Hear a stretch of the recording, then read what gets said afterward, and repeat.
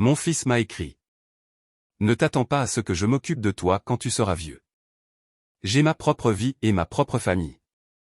J'ai répondu avec tout le calme du monde. C'est entendu. Et le lendemain, j'ai changé mon testament. Quand il a appris ce que j'avais fait, il a débarqué chez moi, hors de lui. Je suis content que vous soyez là pour m'écouter. S'il vous plaît, aimez cette vidéo, écoutez mon histoire jusqu'au bout et dites-moi de quelle ville vous m'écoutez. Ainsi, je saurai jusqu'où mon récit a voyagé. J'ai passé 34 ans à bâtir une vie dont je me sentais fier. Mon épouse, Isabelle, et moi avons élevé notre fils, Julien, dans une maison modeste mais confortable dans la banlieue de Lyon. Nous n'étions pas riches, mais nous étions prévoyants. Nous épargnions, nous investissions avec prudence, et nous avons remboursé notre prêt immobilier bien avant l'échéance. Quand Isabelle est décédée il y a 5 ans d'un infarctus foudroyant, j'ai hérité de tout ce que nous avions construit ensemble. La maison, sa réversion, nos placements. Ce n'était pas une fortune colossale, mais c'était suffisant pour vivre sereinement et peut-être laisser quelque chose de significatif après mon départ. Julien avait toujours été un bon fils, du moins c'est ce que je croyais.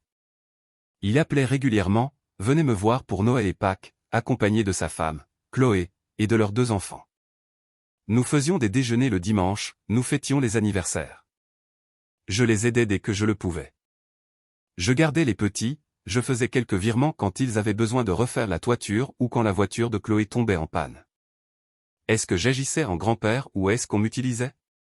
À l'époque, je ne me posais pas la question. La première fissure est apparue il y a 6 mois. Julien a appelé, la voix tendue, au bord de l'effondrement. Ils avaient besoin de 15 000, disait-il, pour des frais médicaux. La mère de Chloé avait un cancer et la mutuelle ne couvrait pas certains traitements expérimentaux. Je n'ai pas hésité une seconde. J'ai effectué le virement dès le lendemain, mais quelque chose m'est resté en travers de l'esprit. Lors du déjeuner suivant, j'ai demandé tout naturellement comment allait la mère de Chloé, comment se passait sa convalescence. Elle m'a regardé, confuse, et a répondu. Quelle convalescence? Julien est intervenu rapidement, disant que j'avais mal compris, qu'il s'agissait de traitements préventifs, mais le mal était fait. J'ai vu le mensonge dans ses yeux. J'ai commencé à prêter attention, vraiment attention. J'ai remarqué comment l'expression de Chloé se durcissait quand je mentionnais mon portefeuille de titres, comment Julien détournait la conversation vers mes projets d'avenir. Des commentaires casuels sur le fait qu'il était peut-être temps de penser à une résidence senior. Tu vieillis, papa. Ce ne serait pas plus simple pour toi. J'avais 73 ans et je courais 5 kilomètres tous les matins. De quelle aide, exactement, avais-je besoin? C'est alors qu'est arrivé le message qui a tout changé. Je prenais mon café dans la cuisine, avec la lumière du matin filtrant à travers les fenêtres qu'Isabelle avait choisies elle-même, quand mon téléphone a sonné. C'était Julien. J'ai souri, pensant que ce serait une photo de mes petits-enfants. À la place, j'ai lu ces mots qui m'ont fait l'effet d'une gifle. Ne t'attends pas à ce que je m'occupe de toi quand tu seras vieux. J'ai ma propre vie et ma propre famille. Mes mains tremblaient. Je l'ai lu et relu. Il n'y avait aucun contexte, aucune discussion préalable. 3 jours plus tôt, nous avions dîné ensemble et tout semblait normal. Qu'est-ce qui avait déclenché cela? Où ce ressentiment mijotait-il en silence depuis des années derrière de jolis sourires et des visites de Noël? Je suis resté assis pendant près d'1 heure à regarder mon café refroidir dans la tasse. Comment répondre à une telle chose? En suppliant? En demandant pardon d'être une charge que je n'avais même pas demandé à être? En me défendant contre des accusations que je ne comprenais pas? Je n'allais rien faire de tout cela. J'ai respiré profondément, j'ai redressé le dos, comme Isabelle aimait me voir faire, et j'ai écrit 2 mots. C'est entendu. Rien de plus.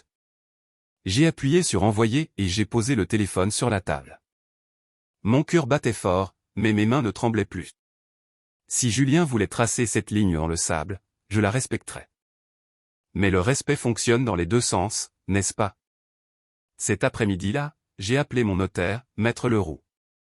Nous avions travaillé ensemble au moment du décès d'Isabelle pour organiser la succession. Maître, lui ai-je dit quand il a décroché, j'ai besoin de réviser mon testament. Pouvez-vous me recevoir cette semaine? Bien sûr, monsieur Laurent. Tout va bien. Tout est parfaitement clair, ai-je répondu. Et ça l'était, pour la première fois depuis des mois, peut-être des années. Je voyais ma situation avec une clarté absolue. Je n'allais être le plan de retraite de personne, ni le gros lot de qui que ce soit. Si Julien avait sa propre vie et sa propre famille, alors j'avais ma propre vie et mon propre héritage à décider. J'ai passé les 2 jours suivants à réfléchir calmement à ce que je voulais faire, à qui méritait vraiment ce que j'avais construit en une vie de labeur. La réponse est venue plus facilement que je ne l'espérais. J'ai pris des notes, fait des listes, fait des recherches sur des fondations et des associations. Quand je suis entré dans l'étude de Maître Leroux ce jeudi matin, je savais exactement ce que je voulais. Ce que j'ignorais, c'est que Julien avait encore accès à l'un de mes relevés de compte via un vieux compte joint que nous avions ouvert il y a des années au cas où. Je ne savais pas non plus qu'il le consultait régulièrement, ni qu'il verrait le débit au profit de l'étude notariale, ni jusqu'où il serait prêt à aller quand il découvrirait mes intentions. Le rendez-vous avec Maître Leroux n'a pas duré 1 heure. Il ne m'a pas jugé, il n'a pas remis en question mes décisions, il a simplement écouté, pris des notes et promis que les nouveaux documents seraient prêts pour la signature d'ici 1 semaine. En sortant de son étude, je me suis senti plus léger que je ne l'avais été depuis des mois. C'était cela, la liberté. Pouvoir choisir son propre chemin, même face à la mort. Je suis rentré chez moi en traversant les mêmes rues que d'habitude, passant devant le parc de la Tête d'Or où j'avais poussé la balançoire de Julien, devant le glacier où nous avions fêté son baccalauréat. Les souvenirs ne faisaient plus mal, ils existaient simplement, séparés de la réalité présente. Les gens changent, les relations évoluent. Parfois, elles se renforcent. D'autres fois, elles révèlent qu'elles étaient bâties sur des fondations moins solides qu'on ne le pensait. À la maison, j'ai préparé mon déjeuner et tenté de reprendre ma routine, mais mon esprit revenait sans cesse à ce message. Ne t'attends pas à ce que je m'occupe de toi. La cruauté de cette phrase brûlait encore. Pourtant, sous la douleur, quelque chose d'autre commençait à poindre. La curiosité. Qu'est-ce qu'il avait réellement poussé? Que voulait-il au fond? J'ai sorti mes relevés bancaires et j'ai commencé à les examiner avec un regard neuf. Ils étaient là. Les 15 000 pour le prétendu traitement de la mère de Chloé et 5 000 il y a 2 ans pour un fonds d'urgence familial qui s'était transformé en vacances à la mer. 3 000 ici, 7 000 là. Des sommes assez petites pour ne pas être contestées sur le moment. Je ne les avais jamais additionnées, mais là, en les voyant tout ensemble, le schéma était indéniable. En 4 ans, je leur avais donné plus de 47 000. Est-ce que cet argent avait servi à ce qu'ils prétendaient? Ou avais-je financé leur train de vie pendant qu'ils attendaient le véritable prix? Ma mort? Mon téléphone a sonné. Julien. Mon estomac s'est noué. J'ai laissé sonner 2, 3 fois avant de répondre. Allô, papa? Sa voix était tendue. Il faut qu'on parle. De quoi, mon fils? Ai-je répondu d'un ton neutre et courtois. De ton rendez-vous chez le notaire. Qu'est-ce que tu fabriques? Alors il savait déjà. Le vieux compte joint. Évidemment. J'avais oublié cette sécurité que nous avions créée quand Isabelle était tombée malade, au cas où Julien aurait besoin de m'aider pour des paiements d'urgence. J'avais toujours voulu le clôturer après le décès de ma femme, mais j'avais laissé traîner. C'était une négligence. Je ne commettrai plus cette erreur. Je mets juste à jour certains documents, ai-je dit. Des questions de gestion de patrimoine, rien de préoccupant. Rien? Papa, tu ne peux pas changer ton testament sans m'en parler. Quelque chose de froid s'est installé dans ma poitrine. Je ne peux pas? C'est mon testament, Julien. Ce sont mes biens, à répartir comme je le décide. Après tout ce que j'ai fait pour toi. Tout le temps que j'ai passé à m'occuper de toi. J'ai failli rire. T'occuper de moi, Julien. Je vis seul. Je gère ma maison, mes finances et ma vie. De quoi t'es-tu chargé exactement? Tu sais très bien de quoi je parle. Je suis ton fils. Je suis ta famille. Oui, ai-je dit à voix basse, tu le es. Et la famille n'envoie pas de message à un père âgé pour lui dire de ne s'attendre à aucun soutien ni aucun soin. Un silence a suivi. Puis il a murmuré. J'étais en colère. Je ne le pensais pas vraiment. Bien sûr que tu le pensais, l'ai-je interrompu. Et je respecte tes souhaits. Tu as ta propre vie et ta famille. J'ai la mienne. Papa, ne fais pas ça. Ne sois pas têtu. Têtu. Il m'a traité de têtu, et peu après, il allait ajouter des mots bien pires. J'ai fermé les yeux et compté jusqu'à 5. Je dois te laisser, Julien. J'ai un rendez-vous. Papa. J'ai raccroché. Mes mains tremblaient à nouveau, mais pas de peur. De rage. La rage de réaliser que j'avais été manipulé pendant des années par quelqu'un que j'avais élevé, aimé, et pour qui j'avais tant sacrifié. Combien de temps avais-je été pour lui autre chose qu'un compte bancaire avec un pouls? Il me fallait un plan. Pas seulement mettre à jour le testament, c'était déjà en cours. Je devais me protéger, verrouiller mes actifs et m'assurer que personne ne pourrait contester les décisions. Maître Leroux m'avait mentionné un jour les donations-partage ou les clauses spécifiques de protection. Je devais comprendre mes options et, surtout, quel genre d'ennemi j'avais en face de moi. J'ai passé la nuit à faire des recherches sur l'abus de faiblesse, l'influence indue et les litiges successoraux. Les histoires que j'ai trouvées étaient effrayantes. Des enfants vidant les comptes de leurs parents, falsifiant des documents, ou même accélérant leur fin pour toucher l'héritage plus tôt. Mon propre fils serait-il capable d'une chose pareille? Je ne voulais pas le croire, mais ce message restait dans mon téléphone comme une preuve que je ne pouvais ignorer. Il m'avait montré qui il était. Je devais le croire. À minuit, j'avais esquissé un plan. Tout documenter, garder des registres, bâtir un dossier si nécessaire et procéder à des changements stratégiques pour protéger ce qui m'appartenait et le destiner à des causes qui le méritaient vraiment. Le lendemain matin, je suis retourné à l'étude de Maître Leroux avec une détermination nouvelle. Je veux créer une fondation ou un fonds de dotation, lui ai-je dit, et je veux y transférer mes principaux actifs immédiatement. Maître Leroux s'est adossé à sa chaise, m'observant par-dessus ses lunettes. Monsieur Laurent, c'est une étape importante. Une fois les biens transférés, vous ne pourrez plus en disposer avec la même liberté. Êtes-vous sûr? J'ai 73 ans, maître. J'ai ma retraite, ma sécurité sociale et bien assez sur mon compte courant pour vivre confortablement pendant des années. Je veux que la maison et les placements soient protégés. Je n'ai pas besoin qu'ils soient liquides, j'ai besoin qu'ils soient intouchables. Il a acquiescé lentement. Protégé de qui? De quiconque tenterait de dire que je suis fou ou manipulé quand j'aurai exprimé mes dernières volontés. Je l'ai regardé dans les yeux. De mon fils. J'avais enfin lâché le mot. La vérité que je contournais depuis des jours sans vouloir la nommer. Maître Leroux n'a pas paru surpris. Je vais préparer les actes, a-t-il dit. Mais monsieur Laurent, cela prendra un peu de temps. Et si Julien a accès à vos informations financières? Je ferme ce compte joint aujourd'hui même, ai-je tranché. J'ouvrirai un nouveau compte dans une autre banque. Il ne verra plus un seul mouvement. Très bien. Mais préparez-vous. Quand il verra les virements vers le fonds de dotation, il saura que quelque chose d'important s'est passé. Qu'il le sache, ai-je répondu. Je ne me cache pas, je protège ce qui est à moi.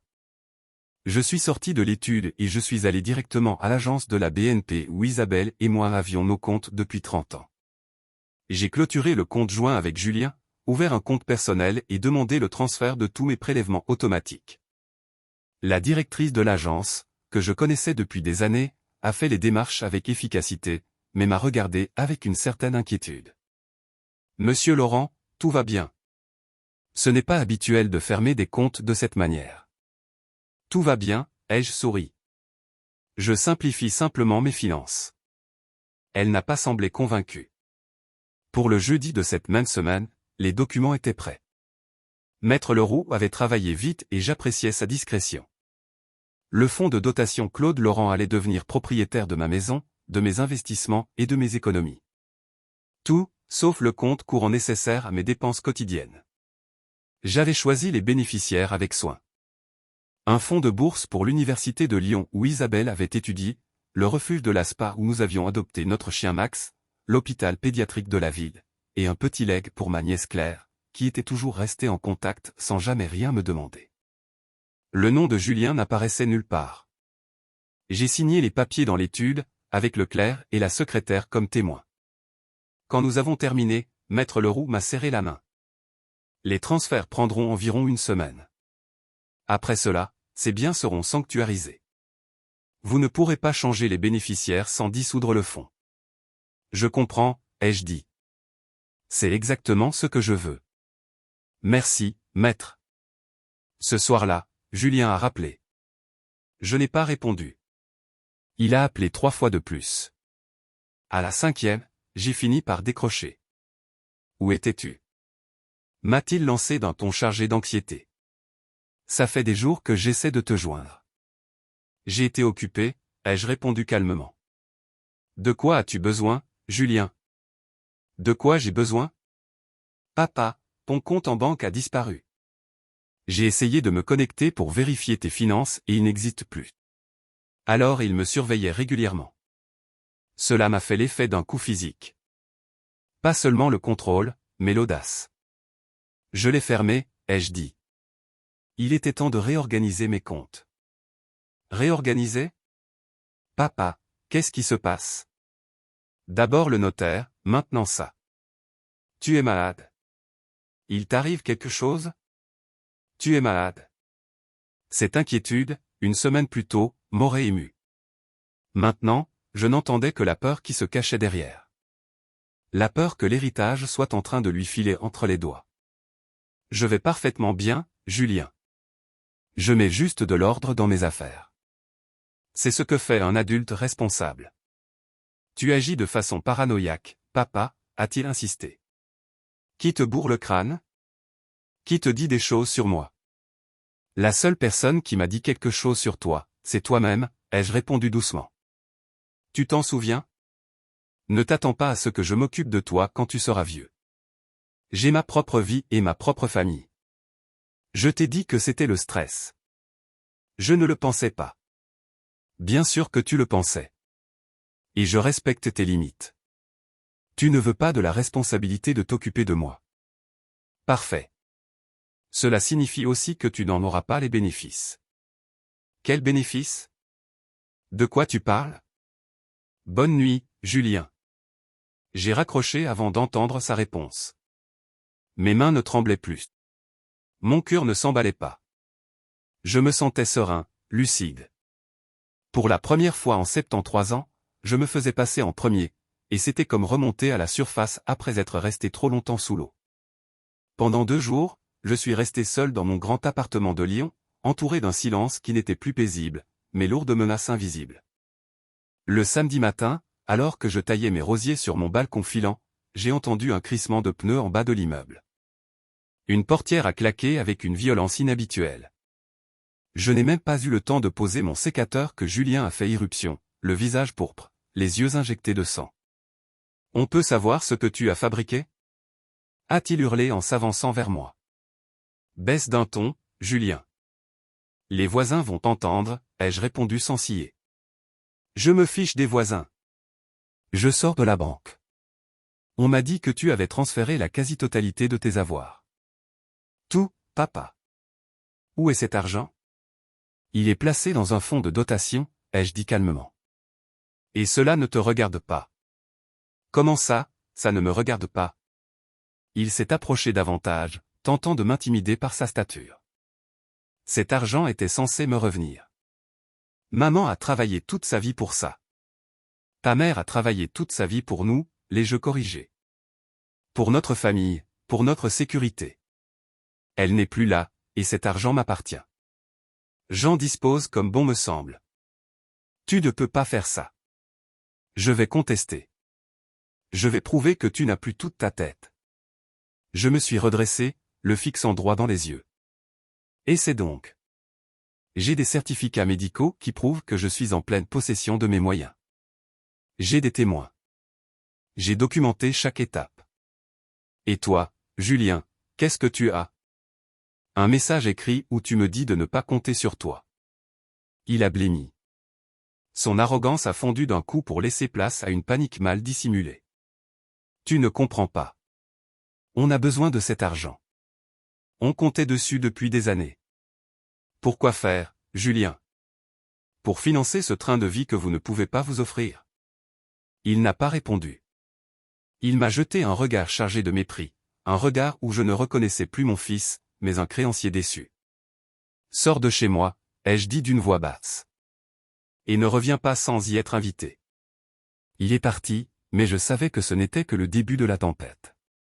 Le lundi suivant, Maître Leroux a mis en place un véritable bouclier juridique. Copie des actes dans un coffre-fort, version numérique sécurisée, et surtout, un compte-rendu détaillé de ma lucidité mentale. Il m'a suggéré d'écrire une lettre formelle à mon fils pour expliquer mes motivations, afin de laisser une trace incontestable de mon raisonnement, dénué d'émotion, uniquement des faits. Le mercredi, Julien est revenu, mais cette fois, il n'était pas seul. Chloé l'accompagnait. Il se tenait sur le palier, elle avec son manteau de marque, que j'avais probablement aidé à payer via un prêt d'urgence, et son sourire de façade. « Claude, il faut qu'on parle », a-t-elle dit. « Est-ce qu'on peut entrer ?»« Non, nous parlerons ici », ai-je répondu. « Papa, ne sois pas ridicule. » a lancé Julien. « Je ne suis pas ridicule. Vous débarquez sans prévenir après m'avoir hurlé dessus. Dites ce que vous avez à dire. » On s'inquiète pour toi, a repris Chloé, la voix mielleuse. Julien m'a parlé de ces changements soudains. À ton âge, on est vulnérable aux influences extérieures, aux abus de faiblesse. Tu suggères que je me suis fait manipuler? Ce qu'on dit, a coupé Julien, c'est que tu ne réfléchis pas clairement. Tu nous écartes de tout. Je ne vous écarte de rien dont vous aviez le droit, ai-je rétorqué. Vous vous êtes écarté tout seul le jour où tu m'as écrit que j'étais un fardeau. J'ai sorti mon téléphone et j'ai affiché le message. Chloé a écarquillé les yeux en le lisant. Elle s'est tournée vers Julien. Tu as vraiment envoyé ça? J'étais stressé. A-t-il balbutié. Il me mettait la pression pour l'argent du toit, j'avais perdu un client au cabinet. Peu importe. C'est mon père, il ne peut pas simplement me déshériter. En réalité, en France, on ne peut pas déshériter totalement ses enfants à cause de la réserve héréditaire. Mais avec le fonds de dotation et les donations déjà effectuées, j'avais réduit sa part au strict minimum légal. Je ne le fais pas par rancune, Julien. Je le fais par respect pour moi-même. Tu as été très clair sur ce que notre relation représentait pour toi. Je ne fais qu'honorer ta décision. Julien a serré les dents, sa mâchoire tremblait de rage contenue. Très bien. Tu as une semaine pour revenir sur ces changements absurdes. Si tu ne le fais pas, je saisis un avocat. Je demanderai une mise sous tutelle. Je ferai savoir à tout le monde que tu perds la boule. Fais donc, ai-je dit. J'ai aussi un avocat. Un excellent, d'ailleurs. Ils sont partis. Cette nuit-là, j'ai eu peur. Et si un juge le croyait? Et si on m'enlevait mon autonomie? J'ai appelé Maître Leroux le lendemain. Il peut essayer, Claudio, mais vous avez une longueur d'avance. Votre dossier médical est impeccable. En attendant, prenez quelques jours pour vous. Changez-vous les idées. J'ai suivi son conseil et je suis allé chez mon amie de longue date, Claire, qui vit près d'Annecy. Pendant 3 jours, nous avons marché au bord du lac, discuté de littérature et de la vie. Elle m'a rappelé qui j'étais. Un homme qui avait bâti sa vie, qui avait aimé, et qui méritait le respect. Quand je suis rentré à Lyon le dimanche soir, une enveloppe m'attendait sous la porte. Du papier élégant, l'écriture de Chloé. Elle s'excusait pour l'emportement de Julien, invoquait le stress au travail, et terminait par. Les enfants demandent après leur grand-père. On ne comprend pas pourquoi tu ne viens plus. Dînons ensemble vendredi, comme une famille. La manipulation était si grossière que c'en était insultant. Utiliser mes petits-enfants comme monnaie d'échange. Le vieux Claude aurait hésité. Le nouveau Claude a simplement classé la lettre dans son dossier documentation. Puis sont venues les fleurs, les appels larmoyants, les excuses qui n'en étaient pas. Il ne s'excusait pas de m'avoir blessé, il s'excusait de la manière dont j'avais réagi. Finalement, 3 semaines plus tard, ils ont tenté le tout pour le tout. Ils sont venus un dimanche matin avec les enfants, Carlos et Léa. En voyant leur visage innocent, mon cœur s'est brisé. J'ai serré Carlos dans mes bras, sentant son odeur d'enfant, tandis que Julien souriait, un sourire qui n'atteignait pas ses yeux. On voulait te faire une surprise, a dit Chloé. On pourrait faire un pique-nique au parc, comme avant. Vous auriez dû appeler, ai-je répondu. On a essayé, tu ne réponds plus, a lancé Julien. Allez papa, laisse-nous entrer. Les enfants sont impatients de passer du temps avec toi. À moins que tu ne veuilles rejeter tes propres petits-enfants. C'était l'arme ultime. La menace voilée. Si je ne cédais pas sur l'argent, je perdais les enfants. Je me suis effacé pour les laisser passer. Quelle autre option avais-je sans briser le cœur des petits? Ils se sont installés dans le salon. Les enfants au sol avec des cahiers de coloriage que Chloé avait par hasard apportés, et eux deux sur le canapé, comme s'ils étaient en terrain conquis. Chloé a sorti une boîte de biscuits faits maison, mes préférés.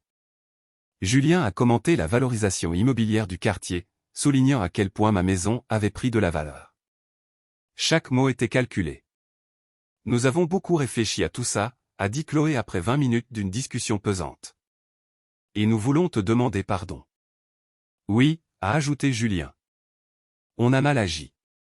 Je n'aurais jamais dû envoyer ce message. J'étais frustré par le travail, par le stress financier, et j'ai passé mes nerfs sur toi. Je suis désolé. Cela sonnait comme une répétition de théâtre. Ils attendaient que je dissolve le fonds de dotation simplement parce qu'ils avaient apporté des biscuits et les enfants. De quoi exactement as-tu des regrets? Ai-je demandé. De t'avoir blessé, a répondu Chloé. De t'avoir fait sentir que tu ne comptais pas. Mais est-ce que je compte, ou est-ce que c'est mon argent qui compte? La mâchoire de Julien s'est contractée. Ce n'est pas juste. Tu me traites comme un criminel. Tu as menacé de me traîner en justice et maintenant tu restes là à nous juger. Je ne fais que poser des limites, Julien. Le ton est monté. Chloé a fini par ordonner aux enfants d'aller jouer dans le jardin. Dès que la porte s'est refermée, son masque de douceur est tombé. Arrêtons la comédie, a-t-elle dit froidement. Tu es égoïste et vengeur. Tu as plus d'argent qu'il ne t'en faudra jamais et tu l'accapares alors que ta propre famille est en difficulté. Des difficultés? Ai-je répliqué. Avoir une voiture de luxe, un abonnement au club de golf et l'école privée pour les enfants, c'est ça la misère? Ce n'est pas ton problème. A hurlé Julien. Mais mon argent, lui, est ton problème, n'est-ce pas? La confrontation a été brutale. Ils ont fini par proférer la menace ultime. Si je ne changeais pas mon testament avant la fin du mois, ils déménageraient et je ne reverrais jamais mes petits-enfants. Ils leur diraient que j'ai choisi l'argent plutôt que ma famille. Sortez de chez moi, ai-je dit d'une voix tremblante de rage. Et si vous utilisez encore ces enfants comme moyen de pression, je m'assurerai qu'un juge comprenne exactement quel genre de parents vous êtes. Ils sont partis en traînant les enfants. J'ai vomi de douleur et de stress après leur départ. Mais sous la peur, il y avait une certitude. Je ne céderai pas. Si je cédais maintenant, je ne serais plus qu'une proie. 2 mois plus tard, la guerre juridique a atteint son paroxysme. Julien a demandé une expertise psychiatrique pour me faire déclarer incapable. Maître Leroux était presque satisfait. Claudio, vous êtes la personne la plus lucide que je connaisse. Passez ce test, et leur dossier s'effondrera. J'ai rencontré le docteur Hernandez, une experte judiciaire. Pendant 3 heures, elle a disséqué ma vie, mes finances et ma logique. À la fin, elle m'a dit.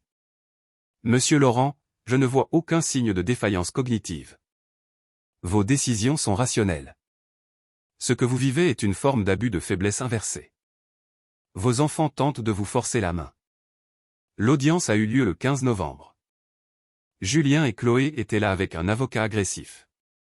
Maître Leroux et le rapport du docteur Hernandez les ont réduits au silence en 15 minutes. La juge a été impitoyable avec Julien lorsqu'elle a lu son message original à haute voix. La demande de mise sous tutelle est rejetée, a-t-elle tranché. Monsieur Laurent est en pleine possession de ses facultés et libre de gérer son patrimoine. En sortant du tribunal, Julien m'a rattrapé. Ce n'est pas fini, père. Quand tu seras vieux, malade et seul, ne viens pas pleurer. Julien, ai-je répondu, je ne serai pas seul. J'ai des amis, j'ai une communauté, et j'ai le respect de moi-même. Toi, qu'as-tu à part ta cupidité? Il a tourné les talons. J'avais gagné, mais je me sentais vide. 6 mois plus tard, j'ai appris par la banque qu'ils étaient en procédure de saisie immobilière. Ils avaient cessé de payer leurs prêts. Leur dette s'élevait à plus de 200 000. Ils avaient tout misé sur mon héritage pour boucher les trous d'une vie de luxe fictive. J'ai même découvert que Julien avait consulté des avocats des années auparavant pour savoir comment accélérer une succession. Je leur ai envoyé une dernière lettre, non pas pour les aider financièrement, mais pour leur dire que je savais tout. Je leur ai proposé une porte ouverte à la réconciliation, à condition qu'elle soit basée sur un repentir sincère et non sur l'argent. Le soir du réveillon, on a frappé à ma porte. C'étaient Carlos et Léa, accompagnés d'une éducatrice mandatée par le tribunal. Julien et Chloé avaient perdu leur maison et vivaient désormais chez les parents de Chloé, mais le juge avait garanti mes droits de visite en tant que grand-père. Ce n'était pas la victoire que j'avais imaginée, mais j'avais mes petits-enfants dans mes bras. Aujourd'hui, je cours toujours mes 5 kilomètres. Je fais du bénévolat à l'hôpital pédiatrique de Lyon, l'un des bénéficiaires de mon fonds. Ma nièce Claire est devenue une amie proche. J'ai compris que la famille ne se définit pas par le sang, mais par le respect. Si quelqu'un que vous aimez ne vous voit que comme un carnet de chèques, aurez-vous le courage de partir? Moi, je l'ai eu. Et c'est la seule victoire qui compte. Merci d'avoir écouté mon histoire jusqu'au bout. Si elle a résonné en vous, laissez un like, écrivez en commentaire ce qui vous a le plus touché et n'oubliez pas d'indiquer d'où vous venez. Abonnez-vous à la chaîne, de nombreuses autres histoires arrivent bientôt.